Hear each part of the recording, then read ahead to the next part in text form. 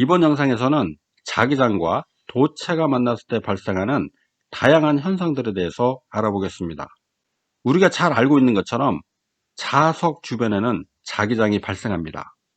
이 자기장의 자기력선 혹은 자기력선의 뭉치인 자석은 항상 폐회로를 이루고 있죠. 자기장은 전류에 의해서도 발생합니다. 여기 직선으로 된 전선이 있습니다. 이 전선에 전류가 흐르면 이렇게 자기장이 발생하겠죠. 전류가 흐르면 반드시 자기장이 발생하는데, 거꾸로 자기장이 있으면 반드시 전류가 발생할까요? 발생할 수도 있고 발생하지 않을 수도 있습니다. 자기장이 발생한 공간에 도체가 있고, 그 도체와 쇄교하는 자석이 시간에 따라 변하면 전류가 발생합니다. 설명이 복잡하죠? 이 영상을 계속 보시면 무슨 말인지 이해되실 겁니다. 이번에는 원 형태로 된 전선을 보겠습니다. 전선에 전류가 흐르면 역시 자기장이 발생하겠죠. 직선 부분에서는 이런 자기장이 발생하고, 원을 따라가면서 같은 방향의 자기장들이 이렇게 발생하게 됩니다. 원 내부의 자기장을 가만히 보면 모두 한 방향으로 흐르고 있다는 것을 알 수 있는데요. 즉, 원 안의 모든 자기력선의 방향은 오른쪽에서 왼쪽으로 향하고 있습니다. 이렇게 말이죠. 이번에는 원 바깥쪽을 보면 자기력 선들의 방향이 모두 왼쪽에서 오른쪽으로 향하고 있다는 것을 알 수 있습니다. 이렇게 말이죠. 원 내부에서의 방향과 반대 방향입니다. 원의 내부와 외부의 자기장의 방향을 합쳐보면 전체적으로는 이런 방향이 되겠죠. 이것을 자기력선으로 표현하면 이런 모양이 됩니다. 어디서 많이 봤던 그림이죠? 그렇습니다. 바로 자석에서 발생하는 자기장과 완전히 똑같은 형태의 자기장입니다. 원 안에 새로운 자석이 하나 만들어져 있다고 생각할 수 있는 것이죠. 이렇게 전류에 의해서 생성된 자석을 전자석이라고 부르죠. 전선을 여러 번 감아서 코일 형태로 만든 경우를 보겠습니다. 이때 각 원마다 하나의 전자석이 만들어지죠. 그러면 4번을 감았으니까 4개의 전자석이 만들어질 겁니다. 그러면 이 4개의 전자석이 다 합쳐져서 아주 큰 전자석이 되는 것이죠. 전선을 한 번만 감았을 때 발생되는 자석을 파이라고 하면, n번 감았을 경우에는 n 곱하기 파이만큼의 자석이 생성되게 됩니다.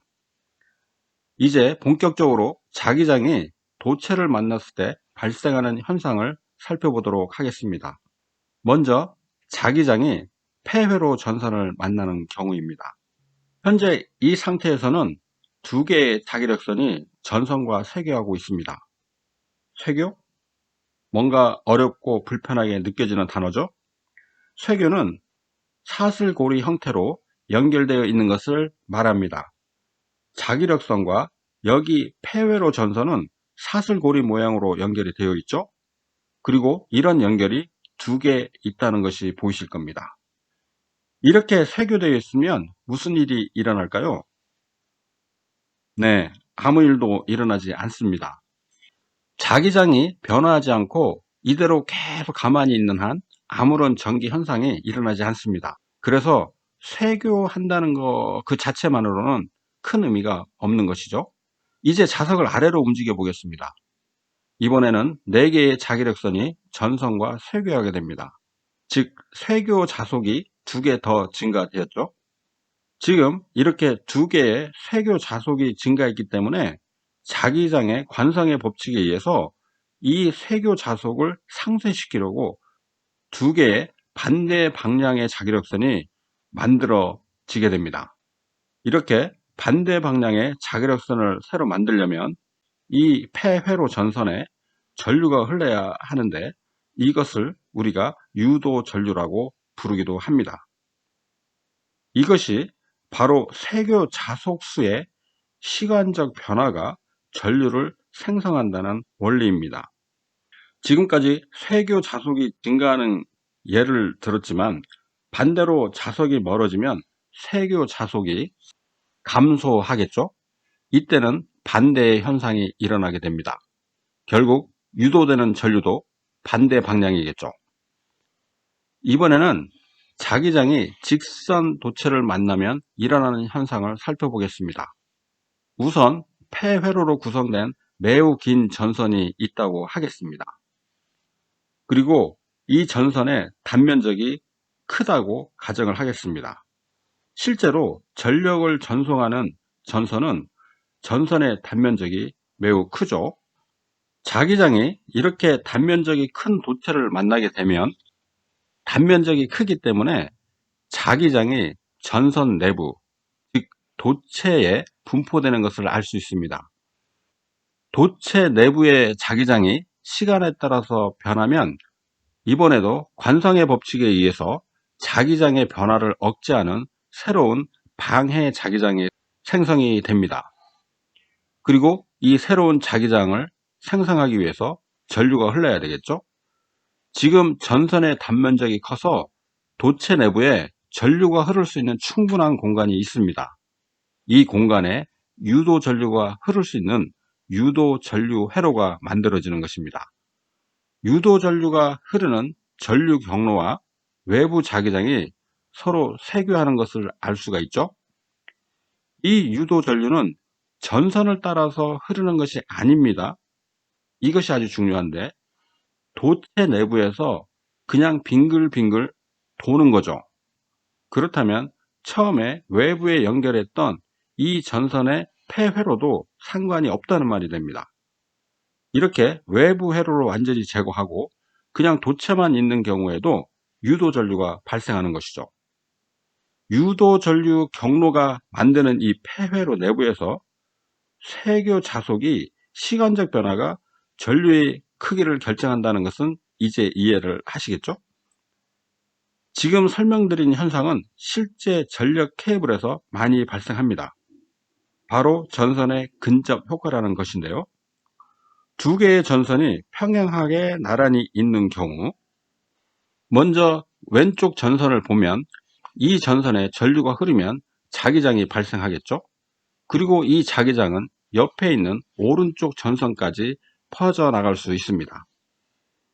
이때 전선에 흐르는 전류가 직류이면 자기장은 발생하지만 자기장은 시간에 따라서 변하지 않습니다. 이렇게 자기장이 변하지 않고 일정하게 유지되고 있을 때는 유도 전류가 발생하지 않기 때문에 근접 효과도 나타나지 않습니다. 그래서 근접 효과는 교류에서만 나타나는 현상입니다.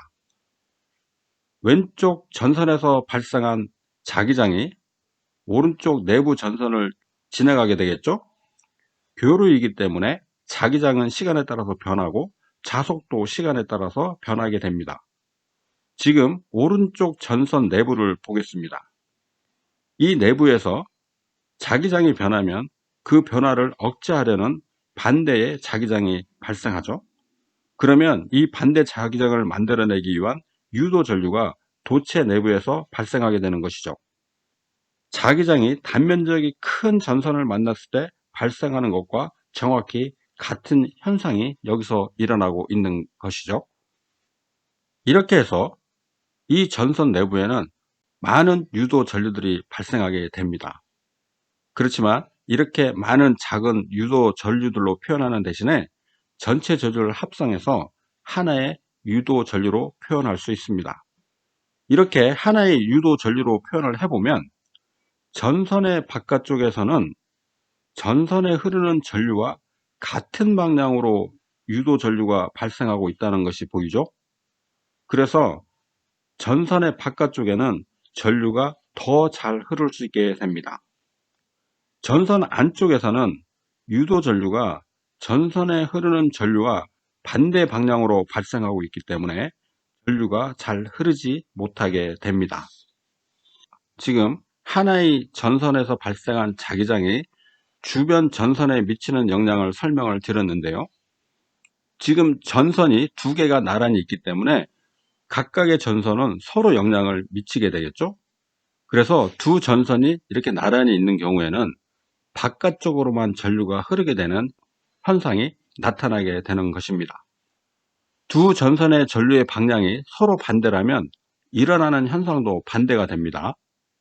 그때에는 전선의 안쪽으로 전류가 집중되고 바깥쪽으로는 잘 흐르지 못하는 상태가 될 것입니다.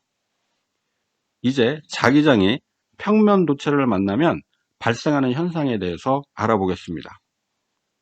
자기장이 이런 평면 도체를 만나서 도체에 접근하게 되면 도체 표면을 관통하는 자기장이 증가합니다.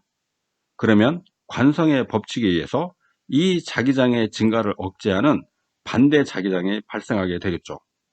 이 반대 자기장에 의해서 평면 도체에는 유도 전류가 발생합니다. 이번에도 쇠교가 어디서 일어나고 있는지 한번 확인해 볼까요? 쇠교는 유도 전류가 흐르는 이 전류 경로와 외부 자기장의 자기력선 사이에 일어나고 있다는 것을 알 수 있습니다. 여기서도 쇠교하는 다속의 시간적 변화가 전류의 크기를 결정하겠죠. 지금까지 설명한 유도 전류는 와전류, 맴돌이 전류, 영어로는 에디 커런트라고도 부릅니다. 이러한 유도 전류는 교류 발전의 기본 원리이기도 한데요. 그리고 전동기의 회전 원리에서도 꼭 필요한 내용입니다. 하지만 전기시설 혹은 전기기기 외염 등의 소음이나 진동, 발열의 원인이 되기도 하고요. 전력 손실의 원인이 되기도 합니다. 지금까지 자기장이 도체를 만났을 때 발생하는 다양한 현상에 대해서 살펴보았습니다. 시청해 주셔서 감사합니다.